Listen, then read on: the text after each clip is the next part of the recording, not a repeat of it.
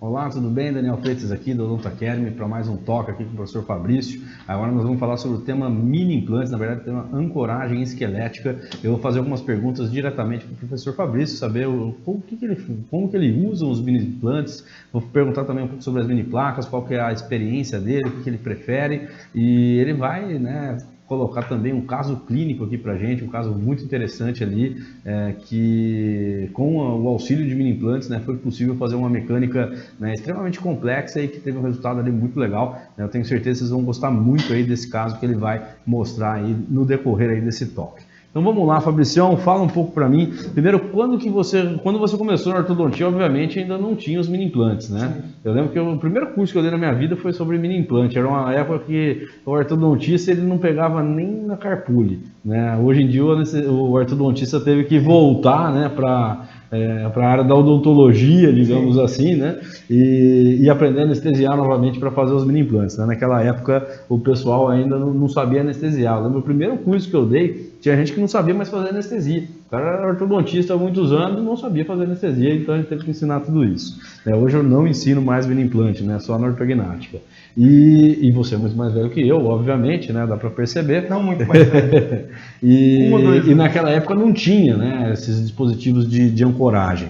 Então conta pra gente um pouco dessa transição ali, o que você enxerga, dos mini implantes, quando que você começou a utilizar, como que ele foi se inserindo dentro da tua atividade profissional. Bom, você sabe, Daniel, que os mini implantes, eles vêm aí historicamente desde 1983.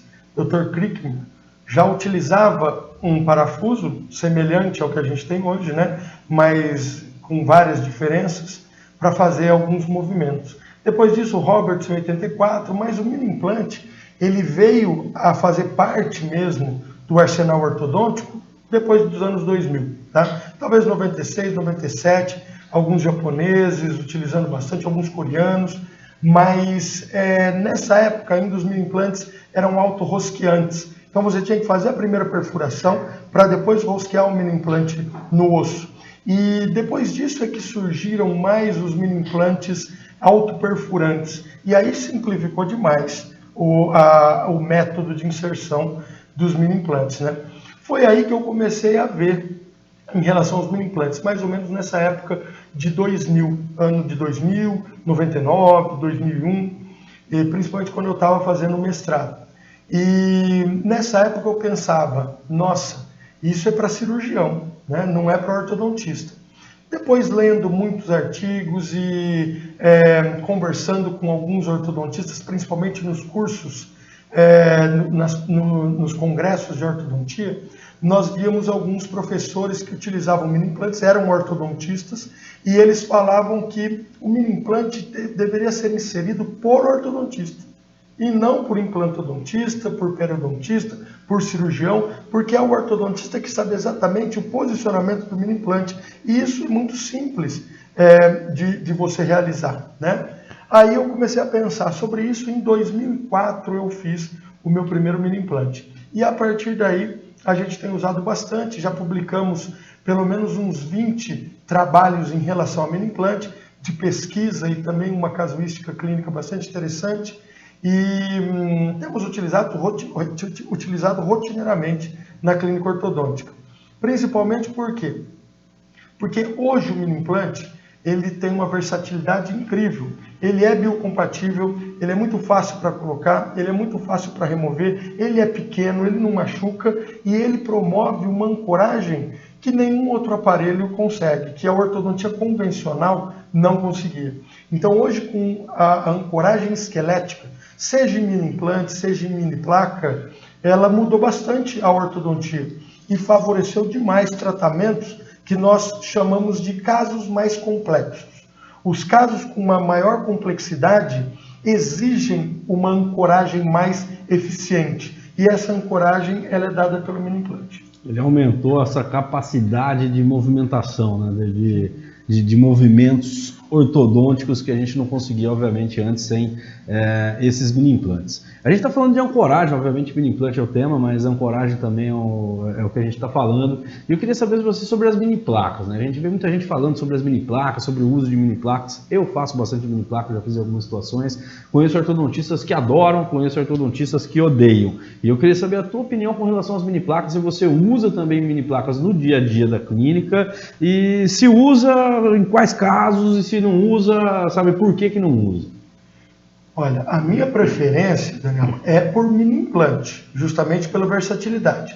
Para se colocar uma mini placa, você tem que ter um cirurgião, ou mesmo você vai colocar mini placa, mas é um procedimento um pouco mais invasivo, né, do que o mini implante. O mini implante é muito simplificada a inserção do mini implante em qualquer região da boca, tá? Você tem alguns pontos que tem que evitar, obviamente, mas a cavidade bucal ela tem inúmeras regiões para você inserir os mini implantes. Já as mini placas, eu prefiro utilizar, eu utilizo mini placas também, mas eu prefiro utilizar quando a inserção do mini implante ou falha ou eu não tenho uma região adequada para colocar o mini implante e eu preciso de um ponto de ancoragem exatamente naquela região.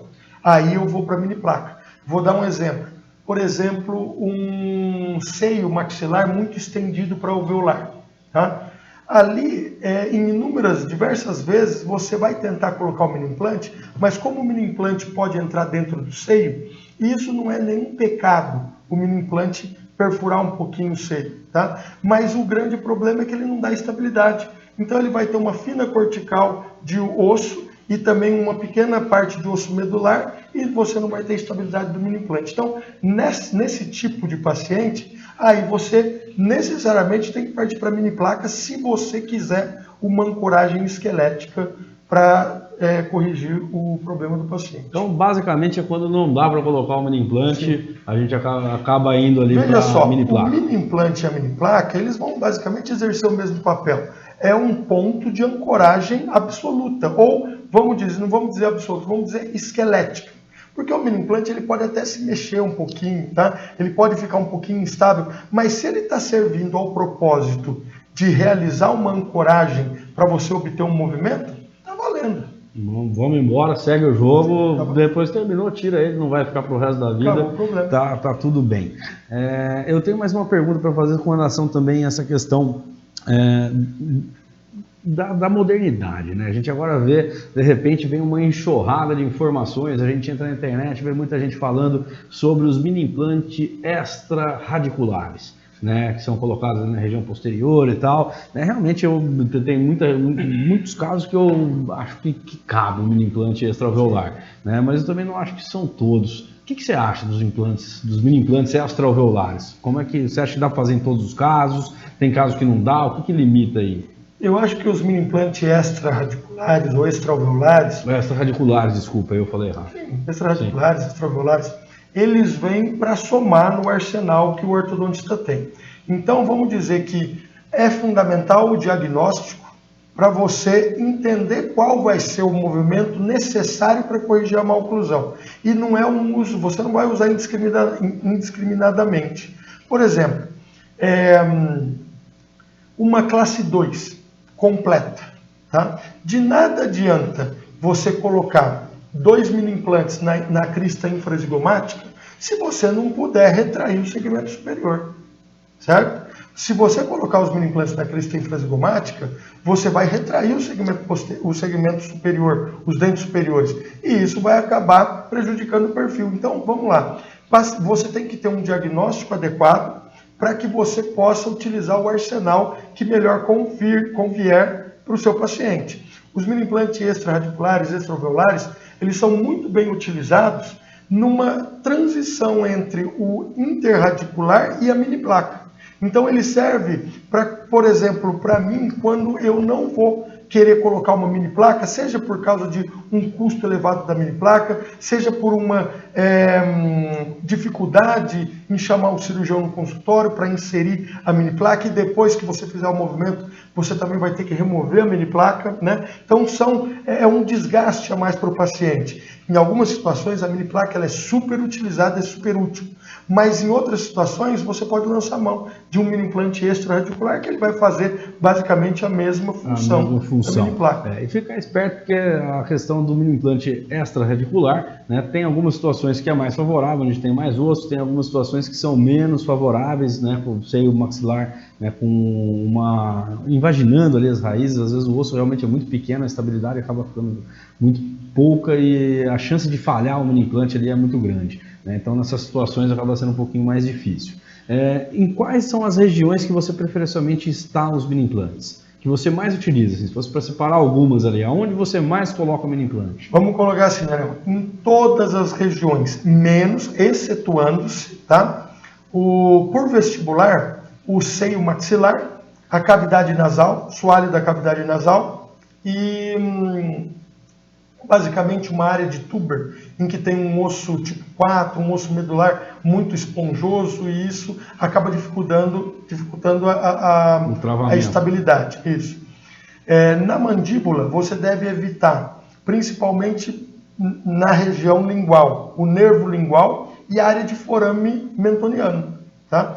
De resto, você pode colocar em todos os lugares. Bala, Na maxila, além dessas partes do seio e da cavidade nasal, que é a área vestibular, na área de palato, você deve ter cuidado também com o seio maxilar, com o forame do forame de incisivo e do forame palatino maior. Se você evitar essas áreas, você pode colocar o mini implante em qualquer região. Manda bala. Beleza. Agora vamos lá, Fabrício, mostra um pouco aí pro pessoal, ilustra, né, esse nosso talk de hoje aí com um caso clínico aí mostrando, né, um movimento que eu acho que seria impossível de ser realizado sem a utilização dos mini implantes. Manda bala. Vamos lá. Então a gente tem esse paciente, que era um paciente de 28 anos, já um paciente que veio de um tratamento ortodôntico, ele queria retratar os dentes dele, ele tinha recidivado uma sobremordida profunda, e quando a gente fez o primeiro diagnóstico, a gente percebeu que ele já havia extraído alguns dentes, né? No caso, ele tinha extraído os 2 primeiros molares inferiores e ele havia extraído também os 2 segundos pré-molares superiores. Além disso, ele apresentava o dente 48 impactado, tá? Então, veja lá. Tinha uma grande dificuldade aí no tratamento, por quê? Como eu iria realizar o tratamento da maloclusão presente no paciente, que era basicamente a sobremordida e um pouquinho de classe 2, eu iria usar esse tempo para tentar a verticalização do dente 48, que é o terceiro molar inferior direito. Nessa condição, então veja, o paciente ele já apresentava uma extração aqui de segundo pré-molares superiores e de primeiros molares inferiores, tá? E ele apresentava um terceiro molar, o dente 48, bastante mesializado, uma angulação mesial muito grande, bastante severa. E como eu trataria todo o caso da maloclusão do paciente, que era sobremordida, eu perguntei para o paciente se eu poderia tentar a verticalização desse dente também. O problema que a gente tinha eram 2, basicamente. Um era um fator que a gente chama de fator complicador, que era esse molar que já apresentava grande reabsorção. Então eu não gostaria de utilizar esse molar na mecânica ortodôntica como um ponto de ancoragem. Então eu propus para ele a instalação de ancoragem esquelética.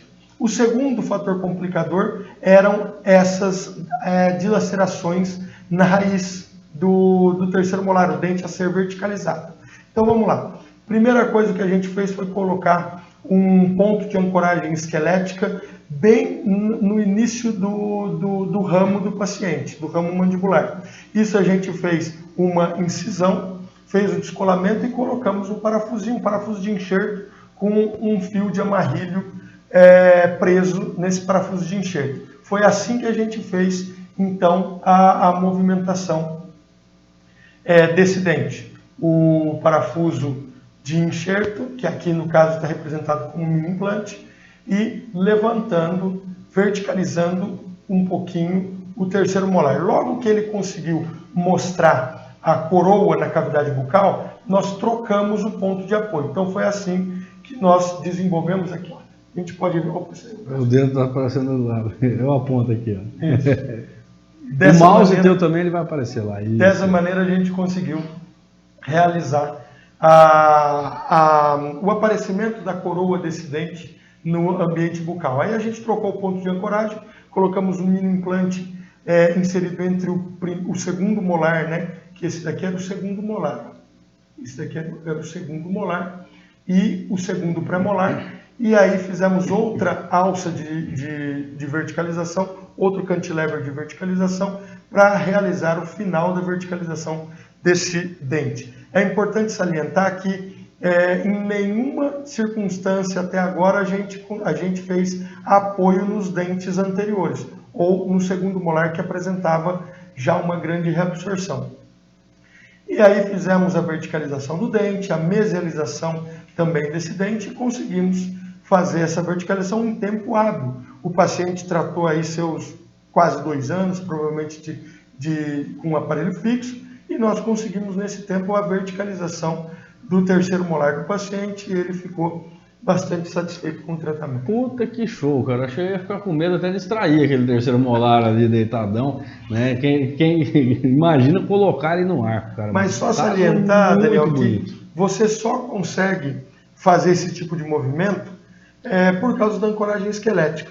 Se não fosse a ancoragem esquelética aí, basicamente você poderia ter 2 problemas. O primeiro, não conseguir essa verticalização ou o segundo problema, conseguir a verticalização às custas de ancoragem nos outros dentes que já tinham problemas prévios de reabsorção. Ou seja, a sequela poderia ser bastante grande, bem maior do que o que a gente conseguiu com o uso da ancoragem esquelética. Cara, muito bom o caso, parabéns, assim, brilhante, né? Tanto a aplicação do mini implante quanto a mecânica e a resolução do caso aí muito legal, né? Conseguiu aí escapar, né, da extração de um terceiro molar, instalação de um implante, provavelmente uma região com pouco osso, né? O dente totalmente horizontal e o dente veio para o arco. E ainda vou chamar a atenção e dar mais uma dica ali, porque às vezes eu vejo as pessoas falando que se o dente tiver com uma raiz dilacerada, esse dente ele não anda, ele não movimenta, né? Às vezes a gente vê tracionamento de caninos, né? O pessoal, né, vou fazer um tracionamento, faz 1 ano que eu estou tracionando, o dente não mexeu, ele tem uma raiz dilacerada.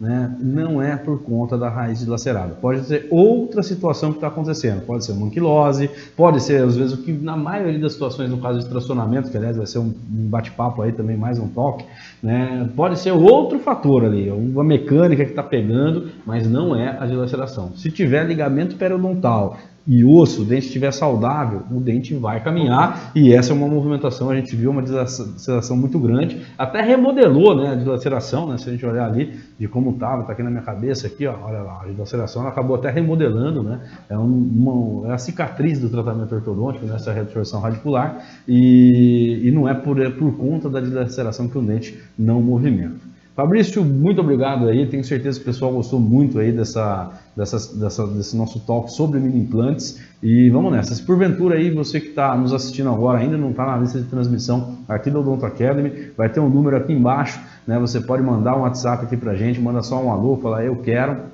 A gente vai colocar na lista de transmissão para que você receba vídeos como esse, né, gratuitos, para que você possa ter um pouco mais aí de conhecimento nas áreas de ortodontia, nas áreas de odontologia dos cursos que a gente oferece. Beleza? Espero que você tenha gostado desse vídeo. Obrigado pela atenção e até a próxima.